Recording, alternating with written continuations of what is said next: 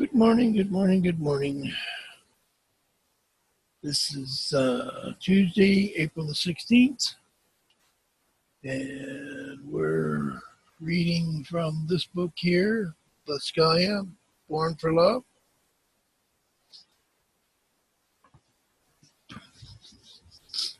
And it's a beautiful day. It's raining, and according to the weatherman, I guess it's going to rain all day. I don't know. Anyway, we'll start off the reading as we usually do. And it is in short segments, so we do allow a moment or two to contemplate on what's been read. And I would apologize for my nose, but it's the same every week. That never seems to change, so not much I can do about it. It's just the way it is. Anyway, first one we're going to start off with is called Necessary Anxiety. We have come to believe that anxiety is a state to be avoided at any cost, that it is a deterrent to a constructive and productive lifestyle. In reality, anxiety has a positive value. Within limits, in our own complex world, it cannot be avoided. But by manifesting itself as a state of uneasiness, apprehension, or concern, it can serve to prepare and alert us to possible problems prior to their occurrence. It is impossible to think of any but the simplest of actions not preceded by some degree of healthy anxiety. Like physical pain, it acts as a warning system which precedes positive action. It is only when we allow anxiety to overpower our reason that problems arise. But when we see it as a normal human state, it can represent the first step from which all acts of psychic growth and survival build. There's a quote down below by Henry J. Kaiser. He says, "Problems are only opportunities in work clothes."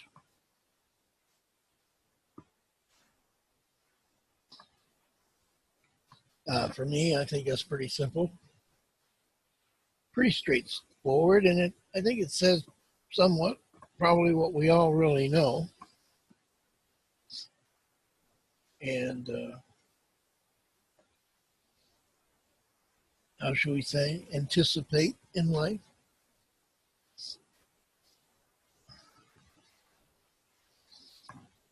There's not a day that doesn't go by that I don't get anxious over something, but I usually get through it pretty easily.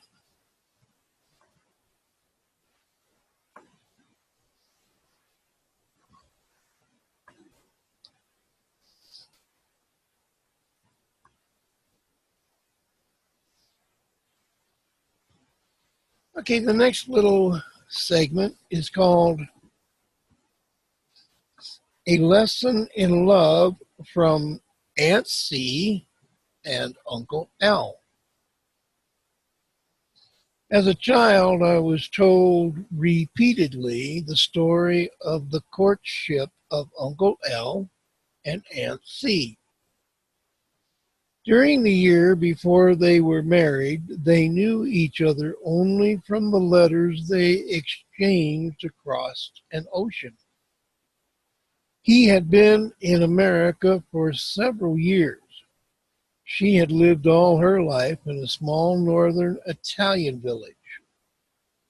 My uncle came to know my aunt through her brother, who was a recent immigrant to America and began to regularly correspond with her. From their letters and a single photograph, each sent to the other, came a proposal of marriage and the dream of a better life together. This resulted in a great love story that lasted for the next 55 years. Mama would describe the first time they met and how excited, nervous, and uncertain everyone was. I pictured two strangers walking from the train station into a lifelong commitment. Two people who had never had the opportunity to fall in love as we usually like to think of it. No ethereal feelings of first love, no infatuation or weak knees or lost appetite, no being swept off one's feet. Instead, there was a simple determination to bring into a marriage what each had to give and share and make it work. In place of impossible expectations, there was an unspoken understanding that there would be adjustments and the hope that in time they would grow to love each other, as indeed they did. Quote below, love doesn't just sit there like a stone. It has to be made like bread, remade all the time, made new. Quote by Ursula K. Le Guin.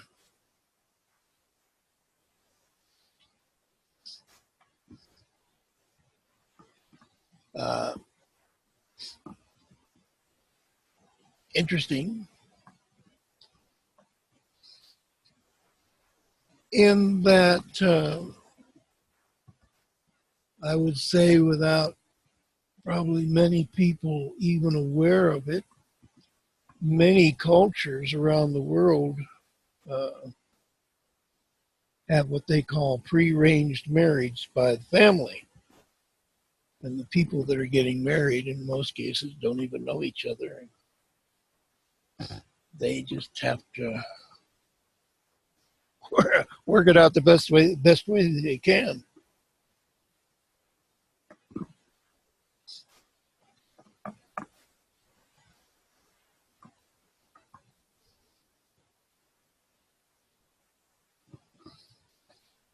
The next one is called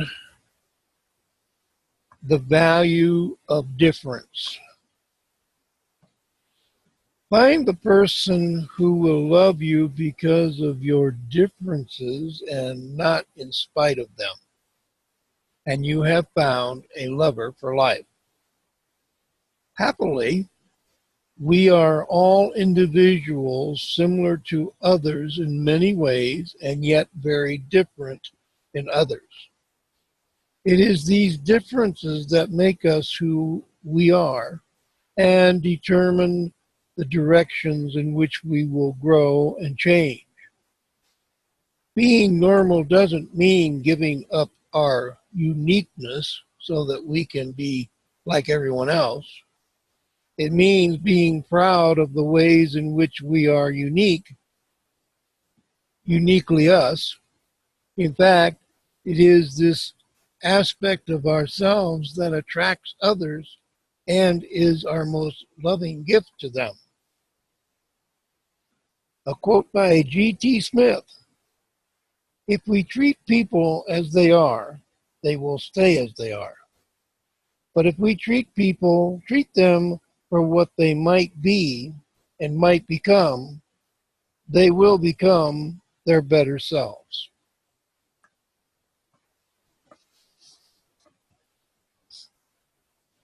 Another one of those that I would just simply agree with.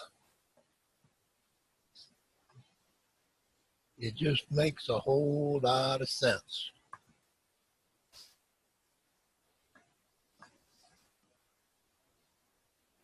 Okay, we're going into another segment, and this segment is called Life is Our Greatest Possession and Love is Greatest Affirmation.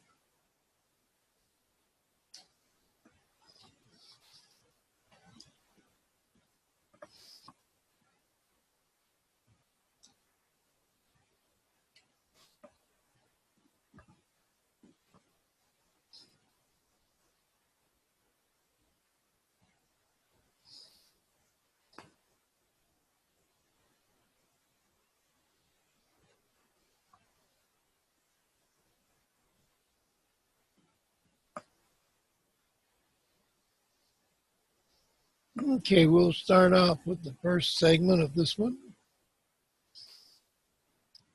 and it's called Love and Cultural Enrichment. The role of the arts is mainly to enrich our lives, to help us look beyond the usual, to reveal new ways of seeing things, to help us understand the many doorways to the soul. Life can be pretty grim at times. There are days when we cannot seem to rise above our mundane existence, when we forget that there is no more to life than what can be experienced in the limited scope of our minds. So we all need to be reminded that if we stretch our vistas and share new worlds with those we love, we simultaneously enhance our special bonding. Watching a sunset together, seeing the widening shadows as they bring on the dark of evening, refreshes and renews no matter how often it is experienced. Marveling at geese pattern in a flight or noticing the paddling path of a snail enriches us in mysterious ways. Music can also break through the verbal traps we create for ourselves while reaching deep, non-listically levels of consciousness. Mozart musically colors us delicate. Wagner engulfs us with power. Badini cleanses us, immersing ourselves in the vast colored canvas of Rothko, or the bold vista of Van Gogh, or the golden world of Tinoco, are unusual bridges to our lovers. It seems a great pity that the geniuses of so many centuries of creative personal kind is all but ignored as a vehicle to unite us more deeply in love when it is so readily ours for the sharing. Quote by Franz Kafka: anyone who keeps the ability to see beauty is never old.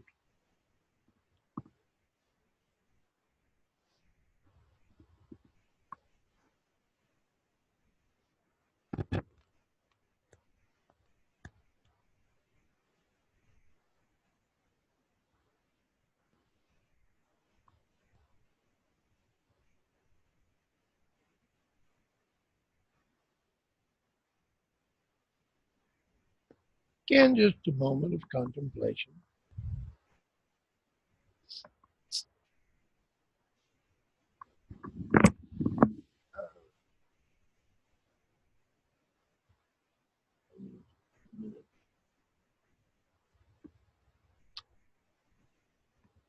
Feel with my nose.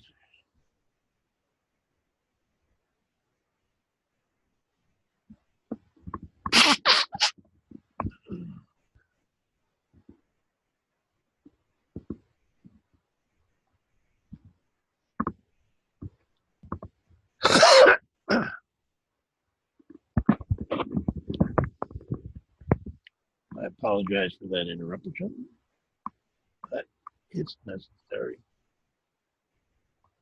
All right, we'll go on to the next little segment. The next one is called You Are Enough.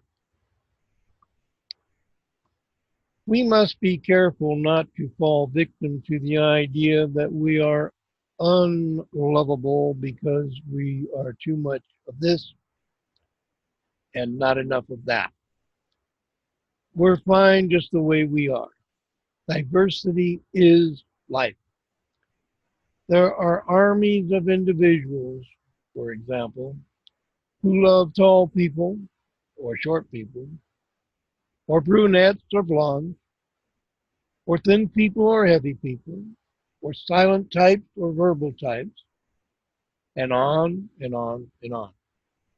The more we are unapologetic about who we are, the more we are assured of lasting love. With patience, we discover those who will cherish us. Then we will have a lifetime free of artifice and deception and the freedom to be who we are. The quote by Pierre Teilhard de Chardin: "No change brings happiness unless the way it is effect involves assent.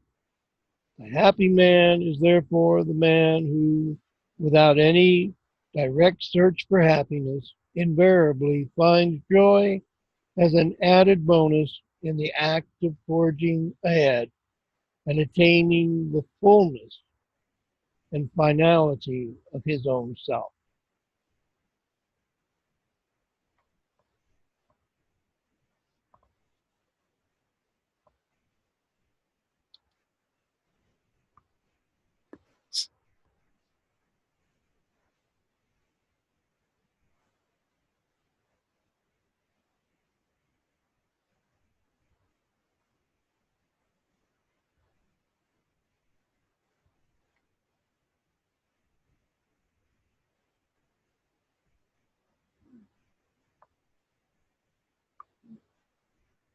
Excuse me.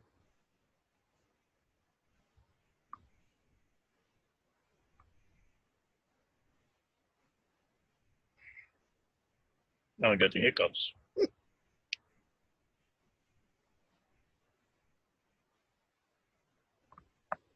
The next segment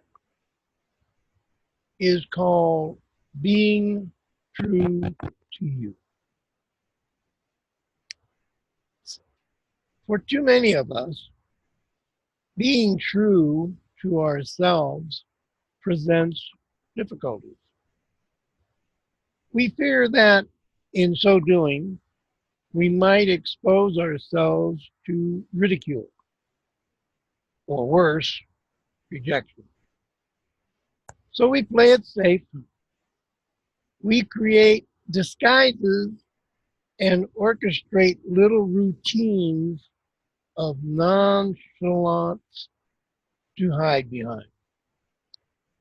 We play the sophisticated or remain aloof, trusting that these fads will shield us from piercing eyes.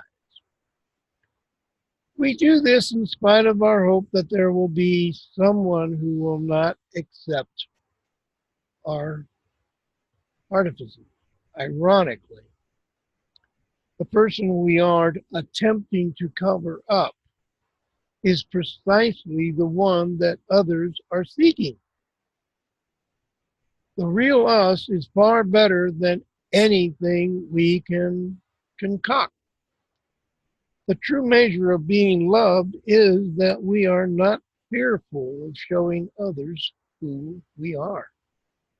In so doing, what we feel we have lost in image, we have gained tenfold in trust and respect. I recall a novelist describing one of his chapters as not so much a human being as a civil war. Those of us who have fought the battle between who we are and what we feel, we must be to be loved, will surely identify with that character. If we are ever to know love in our lives, we must be willing to reveal ourselves to the people we hold at arm's length, or from whom we have vigorously tried to protect ourselves. Actually, there is nothing to hide. Quote by Alex Noble: "Oh, the miraculous energy that flows between two people who care enough to get beyond surfaces and gain, who are willing to take the risk of being totally open, of listening, of responding with a whole heart. How much can we do for each other?"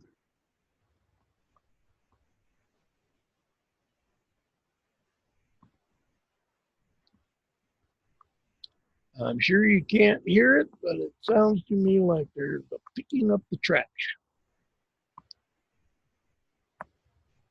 When they do so, they seem to make a lot of noise.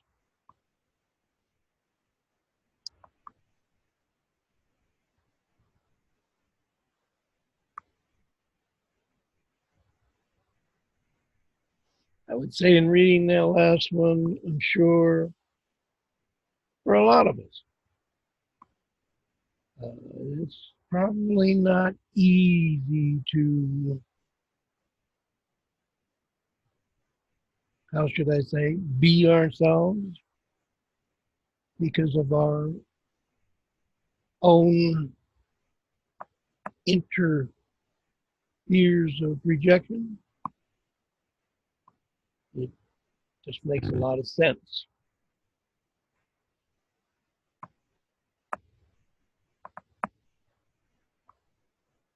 Okay, the next one is called patience. Nature offers us an infinite variety of plants that fascinate and delight us. We know that it would be ludicrous for us to pass judgment on them. We don't nag at them. We don't reveal a new bud or leaf when we think they should. Neither do we compare them with other plants in the same garden that we feel are doing so much better. We allow them to do what is natural for them, to grow and flower at their own pace. It seems logical that the people we love should be offered the same consideration, especially since we cannot be fully aware of the struggles with which they are dealing. Even with the best of intentions, our impatience for them to grow up and be sensible implies that it's a simple matter. The assumption is that they can and should change at our behest. I have saved some of my healthiest plants because I learned a long time ago that if I want them to thrive and simply have to allow them to live according to their own nature, countless times I have given up on some after having waited patiently for them to respond to my careful nurturing, only to find that one day, when they, not I, were quite ready, they unfolded before my eyes. They were simply awaiting their time. Sometimes our best service to those we love is to simply stand by, be silent, be patient, be hopeful, be understanding, and wait. Quote by Arnold Glasgow, the key to everything is patience. You get the chicken by hatching the egg, not by smashing it. Uh,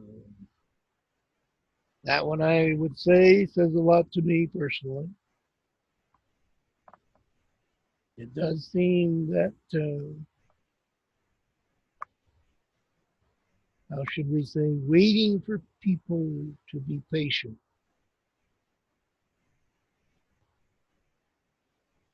is a struggle. And yet it's a struggle that needs to be endured.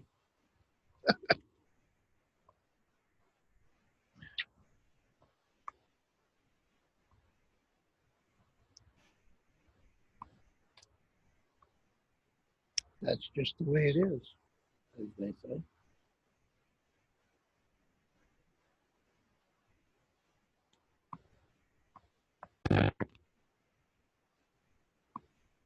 The next segment is called Love Frees. Many view commitment in a loving relationship as a giving up or lessening of personal freedom. This may or may not be true, depending upon how one views personal freedom. Love does not assure certain freedoms. The freedom to become angry now and then, even occasionally, to completely blow up without fear that it will leave a permanent scar. The freedom to be imperfect, even to the point of making a fool of ourselves without fear that we will lose respect. The freedom to change and thrive, but also to falter or fail without the fear that we will be abandoned in time of need. Like most of the freedoms we have, these things may be taken for granted. But unlike our other freedoms, they deserve more than a sentimental observance. They should be guarded each and every day. A love that inhibits is not love. Love is only love when it liberates. Quote by Albert Camus: freedom is nothing else but the chance to be better. Again, I might add one that I do like. It's interesting how some, for me anyway, hit a little closer to home in reference to others. And I'm sure that it's probably the same for those who may listen to this, because we all live in our own different worlds and we're all totally different. And so what affects one may not affect another at all. Well, we reached another one or segment, and the next segment that we're going to jump into is called Lovers Learn Not to Just Hope for the Better, they strive to make it happen.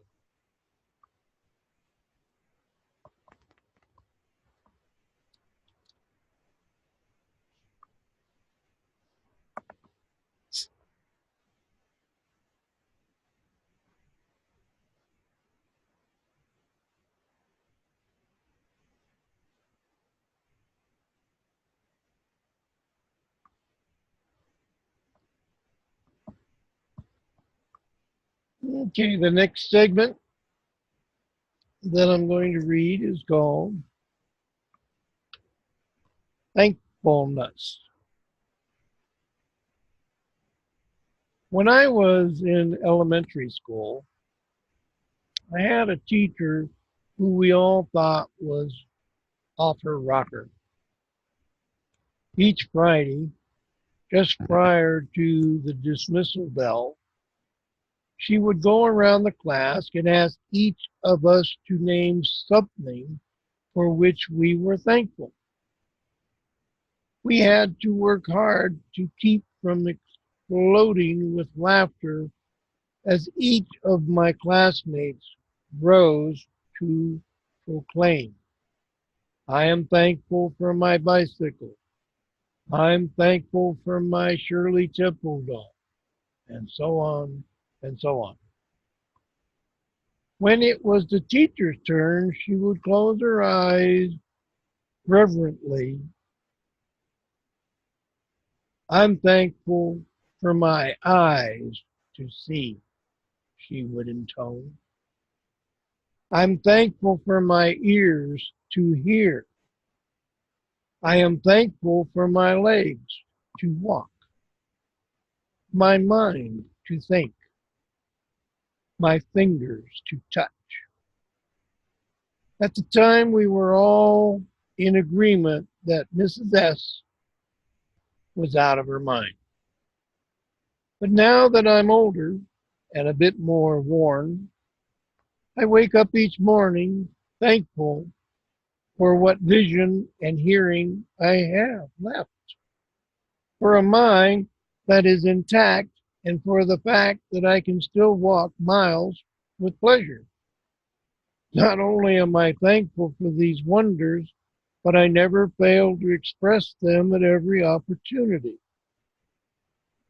I finally come to understand what she meant. Years ago, I had a Buddhist teacher in Thailand who would remind me, all of his students, that there was always something to be thankful for. He'd say, let's rise and be thankful. For if we didn't learn a lot today, at least we may have learned a little. And if we didn't learn even a little, at least we didn't get sick. And if we didn't get sick, at least we didn't die. So let us all be thankful. Quote by Ruth Benedict, a man's indebtedness is not a virtue. His repayment is. Virtue begins when he dedicated himself to actively to the job of gratitude.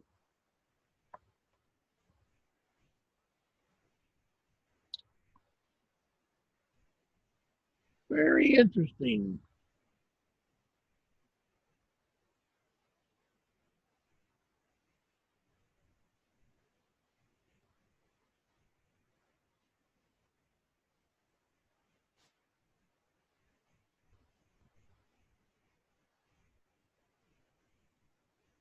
Of course, again, as I read these things, I think to myself, a book to keep handy, as one could read just one of these every day.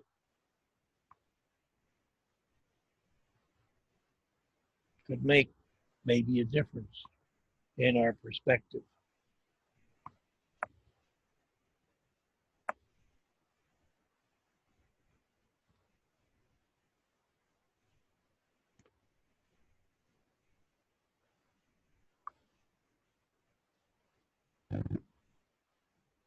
Okay, the next one, or that I'm going to read, is called Analyzing Love.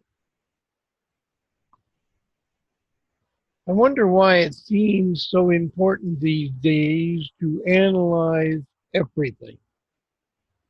Someone says, I love you, and we feel we should question what they mean. We want to know what they are really saying and wonder what they are really feeling. We spend endless hours dissecting why someone would say this or do that, putting under a microscope things that would be better simply accepted. It is certainly true that the more we know about something or someone, the more we can understand them. But we can never know everything about anything, and that's all right too.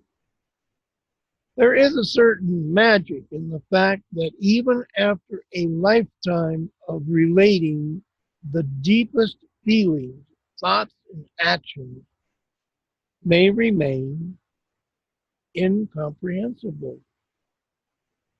What we need to know about loving is no great mystery.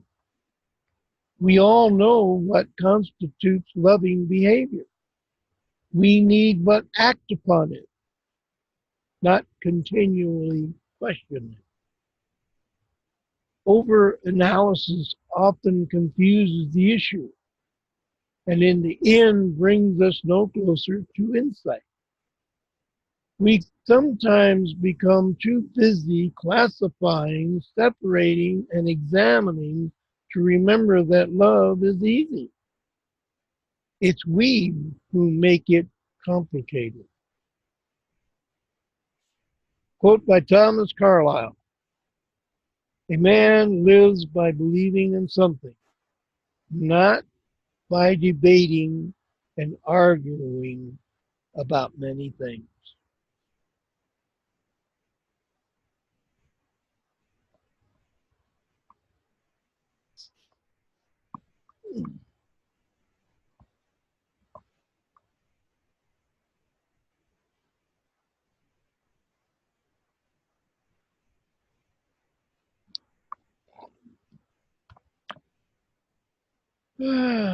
Must be just full of gas today.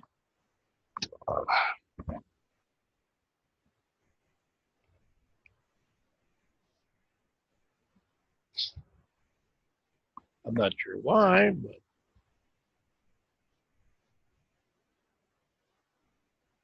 who cares? My friends might say I'm full of it anyway, so what difference does it make? Anyway, I will continue reading the next one. Expressing needs. No one was ever meant to cry or suffer alone. Yet there are many among us who will go for years suffering in silence. Rather than ask for help we need so badly. We believe that others should be cognate of our pain, even though we say nothing about it. It is from emotional strength, not weakness, that we are able to solicit help. Fear of rejection or of ridicule or of whatever we contrive to keep our pain hidden will have to be overcome, or we will never receive the support we require. In asking for help, we are actually paying a compliment. We are suggesting to another that we trust them to help us during a time of great vulnerability. We do not accept solutions from them. We ask only that they be present, that they give us the temporary support we require while we find our own solutions. A healthy "I need you" is an important expression of love.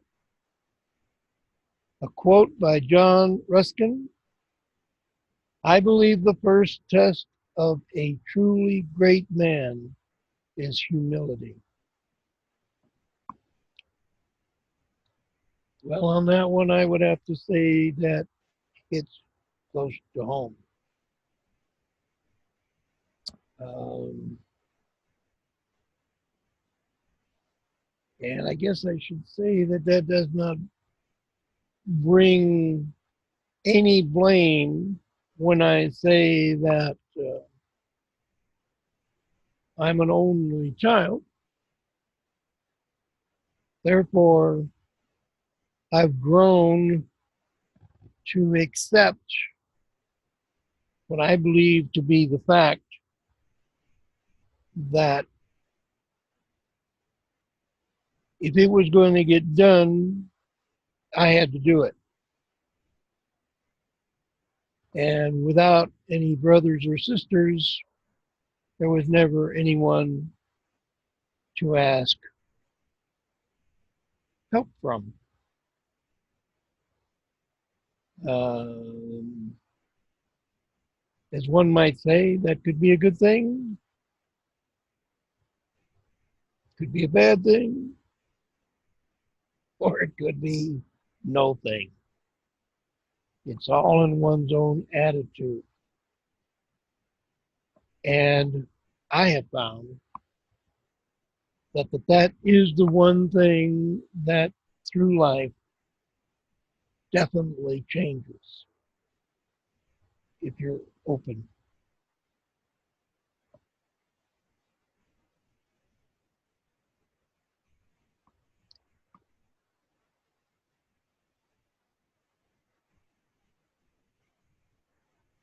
Okay, the next one I'm going to read is learning patience. Patience is not a highly cultivated trait in our culture. We even find ourselves becoming impatient with patience. We want to have action and answers now. We want to change our lives now. We want fame now. We overlook the fact that if we want right action, correct answers, and permanent change, we often must wait. Things such as careful analysis, thoughtful consideration, and quiet deliberation take time. This is especially true in love. We want the physical lovers in the ideal relationships, and we want them now. If the hoped for relationship doesn't happen instantaneously, we head for the exit, disregarding the time, endurance, and steadiness so integral to the process. Patience implies the willingness to bear suffering, endure delay, and preserve when things become difficult, persevere when things become difficult. Its reward is in strengthened commitments and patience return. Patience is the basic quality of which forever aftering is made. A quote by Anonymous, which we all know him: anything worthwhile is worth waiting for.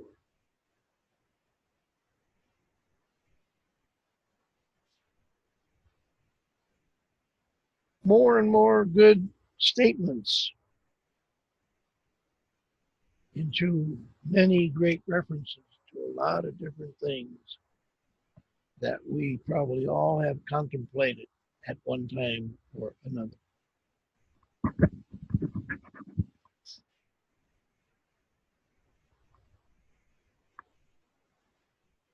The next segment that I will read is called What We Think and What We Believe is What We Are. Someone I've known well for years lives always just this side of breakdown. She is convinced that the world is a cruel and pitiless place and that tragedy is lurking just ahead, ready to pounce on her in an instant if she should allow herself to be off guard. She is certain that if she plans a panic, it will rain. If the phone rings, it will be someone with dreadful news. A telegram is sure to be a death announcement. People, she will tell you at the drop of a phrase, are either ignorant, hypocritical, treacherous, or all of these. Of course, she sees me, the eternal optimist, as naive, victorious, and not to be believed.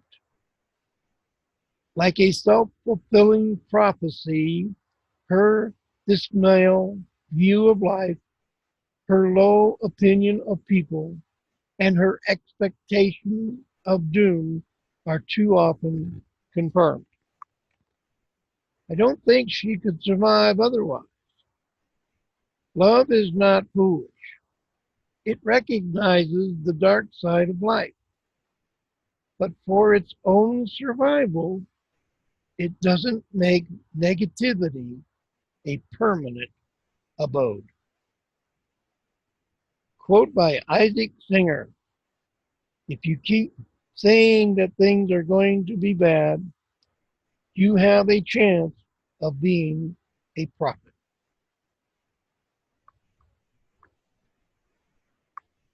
I say, holy cow, that hits the nail on the head in reference to a lot of people out there that we've all probably heard of, seen, or somebody we might even know.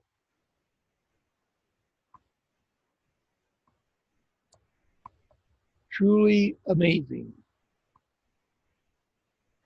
Okay, the next one is a little bit longer, and I'm looking at the clock, so I'm going to go ahead and read it because this will probably be the last one for today. And it's called Trivia is the Pestilence that Eventually Kills Love. Hold on.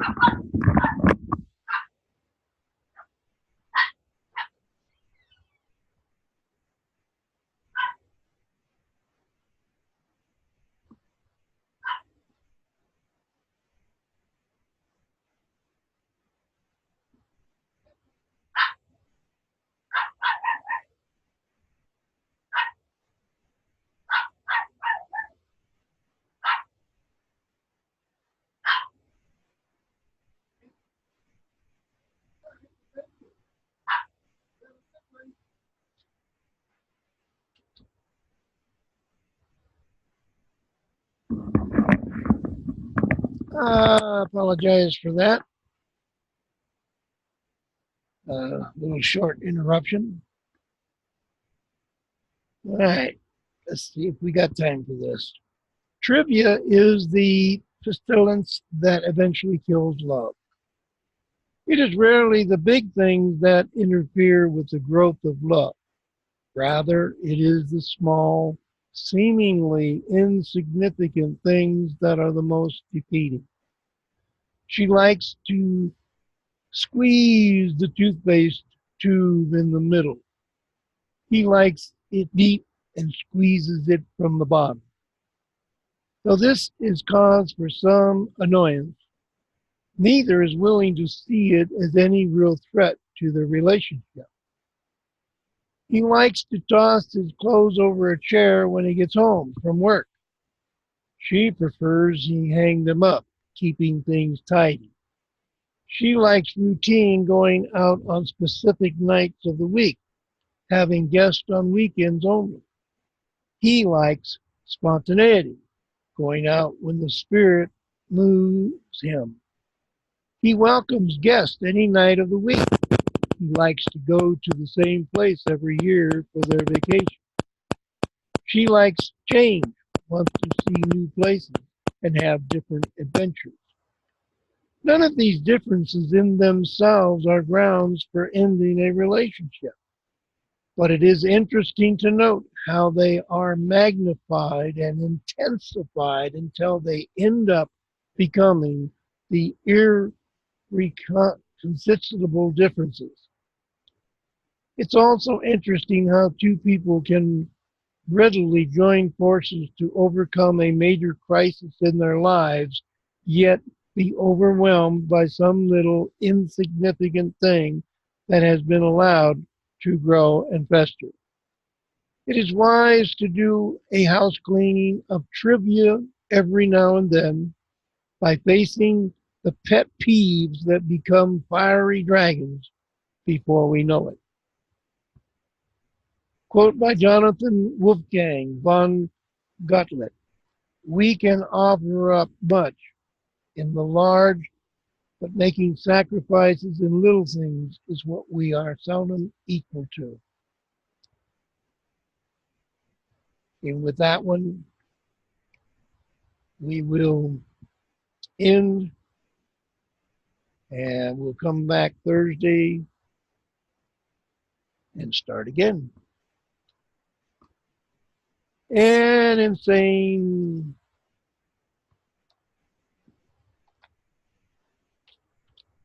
Whoop. Alrighty then. Everybody have a great and wonderful day. Hope everybody does just that. I'll say a prayer for everybody. Hope to see you on Thursday. I'll be back here on Thursday, same time, same place, and we will continue our reading. And I thank all those that happen to come in and listening to the readings. I know that many will appreciate what I'm doing here, and I appreciate them being here. I thank you and have a great day. Bye-bye.